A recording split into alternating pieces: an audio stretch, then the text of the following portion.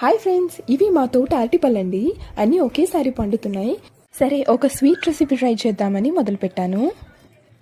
ఈ అరటిపళ్ళన్నీ కూడా తొక్క తీసుకొని మిక్సీ జార్లో మెత్తటి పేస్ట్ చేసుకోవాలి. వాటిని ఇంకొక గిన్నెకి మార్చుకొని గోధుమ పిండిని కొంచెం కొంచెం యాడ్ చేసుకుంటూ గట్లు కట్టకుండా కలుపుకోవాలి. నేను ఈ రెసిపీలోకి నాటు పంచదార కలుపుతున్నాను. మీరు వైట్ షుగర్ కూడా వాడుకోవచ్చు. చివర్లో ఫ్లేవర్ కోసం ఏలకాయ పొడి వేసుకొని అన్ని కూడా మంచిగా కలిసిపోయినట్టు పిండిని ఒకసారి కలుపుకోవాలి. తర్వాత పెనంలో కొంచెం నెయ్యి వేసుకొని మనం కలిపిన పిండిని ఇలా కొంచెం కొంచెం వేసుకొని ఒక 10 నిమిషాలు మూత పెట్టి ఉడకనివ్వాలి. ఉడికేటప్పుడే ఒక మంచి వాసన వస్తుంది.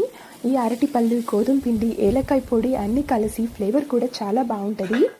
పునుగులు కూడా ఇలా ఎక్కువ ఏగి కలర్ మారాలన్నమాట. అప్పుడే మనకు లోపల పిండి కూడా ఉడికిద్ది. టేస్ట్ కూడా చాలా బాగుంటుంది. మీరు కూడా మీ ఇంట్లో తప్పకుండా ట్రై చేయండి. Thank you.